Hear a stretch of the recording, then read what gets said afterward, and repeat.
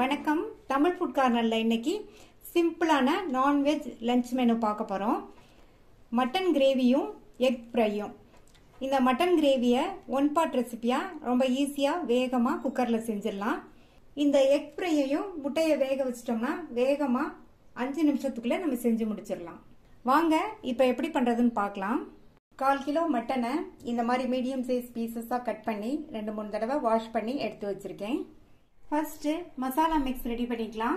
இந்த பவுல்ல 1/2 கப் தண்ணி, இது கூட 1/4 டீஸ்பூன் மஞ்சள் தூள், 2 டீஸ்பூன் தனி மிளகாய் தூள், 4 டீஸ்பூன் கொத்தமல்லி தூள், அப்புறமா 1/2 டீஸ்பூன் சீரகத்தூள் சேர்த்துட்டு எல்லாத்தையும் நல்லா கட்டி இல்லாம நல்லா இந்த மாதிரி மிக்ஸ் பண்ணிக்கலாம். இது இருக்கட்டும். இந்த குக்கர்ல 2 டேபிள் ஸ்பூன் நல்லெண்ணெய் சேர்க்கிறேன். எப்பவுமே மட்டன் குழம்புக்கு நல்லெண்ணெய் நல்ல டேஸ்ட் கொடுக்கும். அதே மாதிரி எண்ணெய் கொஞ்சம் அதிகமாகவே சேர்த்துக்கங்க. எண்ணெய் சூடாயிடுச்சு. அதுல ஒரு சின்ன பீஸ் பட்டை, 2 கிராம்பு, 2 ஏலக்காய், 1 கருப்பு ஏலக்காய் அதை சேர்த்துட்டு கூடவே ஒரு பிரிஞ்சி இலையும் சேர்த்து நல்லா வாசனை வர வரையும் பொரிய விட்டுருங்க. ஒரு பெரிய வெங்காயத்தை இந்த மாதிரி ஸ்லைஸா கட் பண்ணி வச்சிருக்கேன். அதை சேர்த்துட்டு இந்த வெங்காயத்தோட கலர் ஓரளவு மாறி வர வரைக்கும் மீடியம் ஃப்ளேம்ல வச்சு ஒரு 5ல இருந்து 6 நிமிஷம் வதக்கிக்கங்க. இந்த அளவு வதங்கினதுக்கு அப்புறமா இது கூட 1 டீஸ்பூன் இஞ்சி பூண்டு பேஸ்ட்டை சேர்த்து இதனுடைய பச்சை வாசனை போற அளவுக்கு வதக்கிக்கங்க.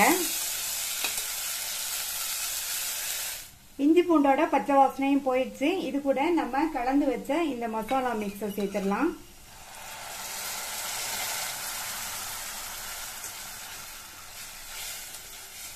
சேர்த்த இந்த மசாலா மிக்ஸோட பச்சை வாசனை போய் நல்லா ஓரங்கள்லாம் எண்ணெய் பிரிஞ்சு வர வரைக்கும் நல்லா எண்ணெயிலேயே நல்லா வதங்கிட்டு இருக்கட்டும். இப்ப நல்லா ஓரங்கள்லாம் எண்ணெய் பிரிஞ்சு வந்துருச்சு. மசாலாவோட பச்சை வாசனையும் போயிடுச்சு.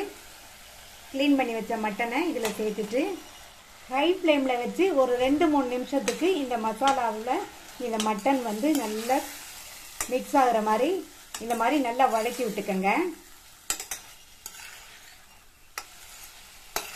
இதே மெத்தட்ல நீங்க வந்து மட்டன் குழம்பு செஞ்சு பாருங்க.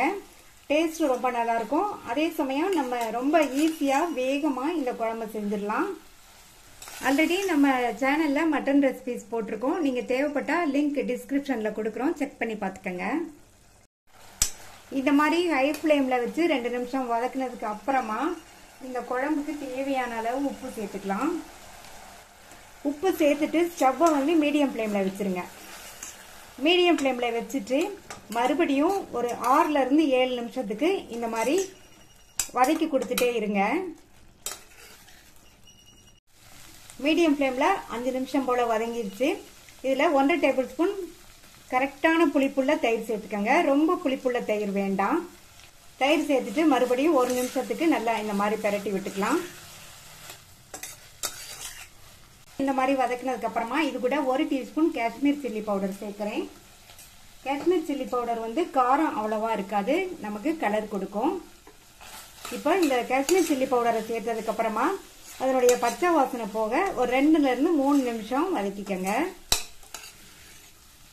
இப்போ 3 நிமிஷம் ஆச்சு. தண்ணி சேர்த்துக்கலாம். இதுல வந்து நான் 3/4 கப் தண்ணி சேர்க்கிறேன்.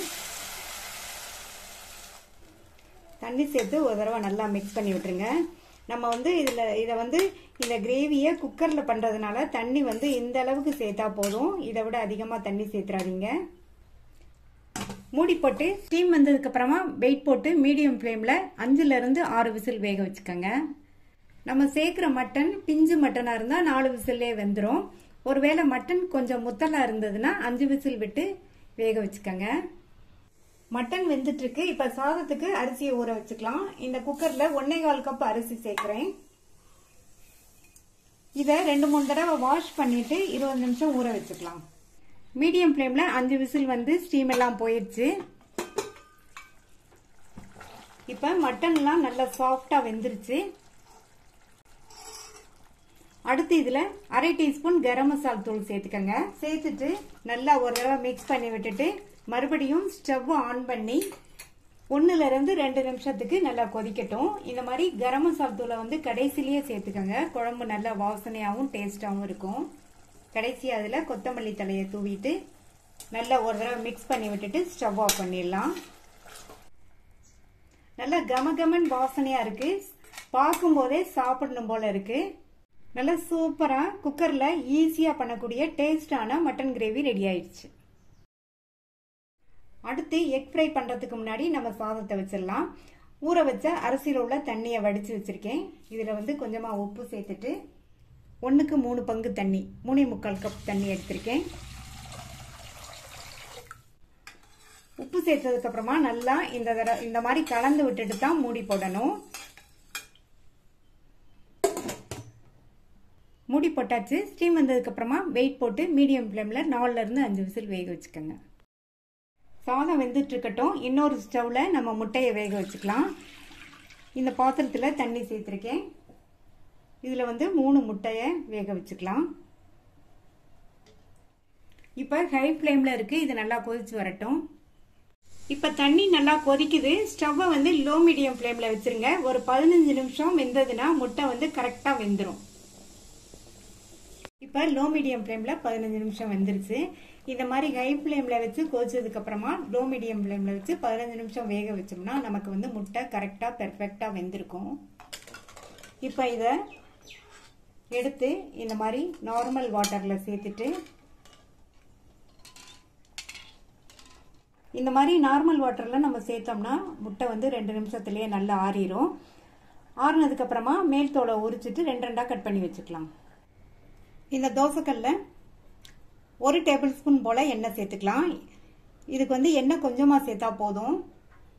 இப்ப எண்ணெய் ஓரளவு சூடானதும் ஸ்டவ்வை வந்து நல்லா தீய குறைச்சி வச்சிருங்க. இதுல 1/2 டீஸ்பூன் மிளகாத்தூள், 1/4 டீஸ்பூன் மஞ்சள் தூள், 1/4 டீஸ்பூன் மிளகுத்தூள், உப்பு ஒரு 1/4 டீஸ்பூன்.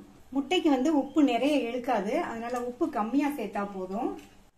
இதுல கொஞ்சமா ஒரு 1/2 டீஸ்பூன் போல இஞ்சி பூண்டு பேஸ்ட் சேர்த்து எல்லாத்தையும் நல்லா ஒண்ணா மிக்ஸ் பண்ணி விட்டுக்கங்க. ஸ்டவ் வந்து லோ ஃப்ளேம்லயே இருக்கட்டும். இப்ப எல்லாம் நல்லா ஒண்ணா மிக்ஸ் ஆகுற மாதிரி இந்த மாதிரி நல்லா பரவலா வச்சாச்சு. தூள் உரிச்சு இந்த மாதிரி 2 கட் பண்ண முட்டைய ஒவ்வொன்றா எடுத்து நம்ம இந்த மாதிரி கவித்தி கவித்தி இதுல வச்சிடணும். இந்த மாதிரி எல்லா முட்டையும் வச்சதுக்கு அப்புறமா ஸ்டவ்வை வந்து லைட்டா மட்டும் கூட்டி வச்சுக்கோங்க போதும். மீடியம் ஃப்ளேமுக்கு கொண்டு வர வேண்டாம். சிம்ல இருந்து கொஞ்சமா கூட்டி வச்சா போதும். ஒரு சைடு வந்து 1 நிமிஷத்துக்குள்ளேயே நல்லா ஃப்ரை ஆயிரும். இப்ப 1 நிமிஷம் ஆச்சு. எல்லா முட்டையும் மறுபடியும் இந்த சைடு ஃப்ரை ஆகுற மாதிரி பரட்டி போட்டுக்கலாம்.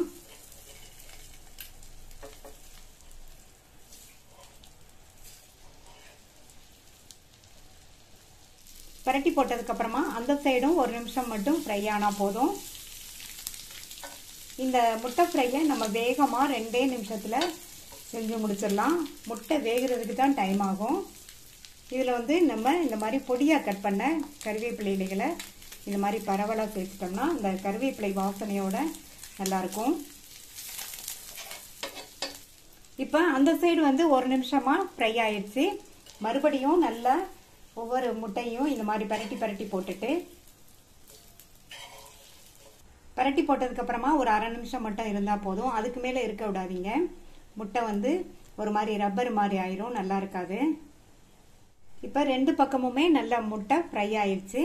கடைசியா கொஞ்சமா இந்த மாதிரி கொத்தமல்லி இலைகளை தூவி விட்டுட்டு நம்ம வேற பிளேட்டுக்கு மாத்தி வச்சிடலாம். எல்லாமே ரெடி ஆயிடுச்சு. சாதம், எக் ஃப்ரை, மட்டன் கிரேவி. இதே மாதிரி ட்ரை பண்ணி பார்த்துட்டு உங்க கமெண்ட்ஸை சொல்லுங்க. தேங்க்யூ.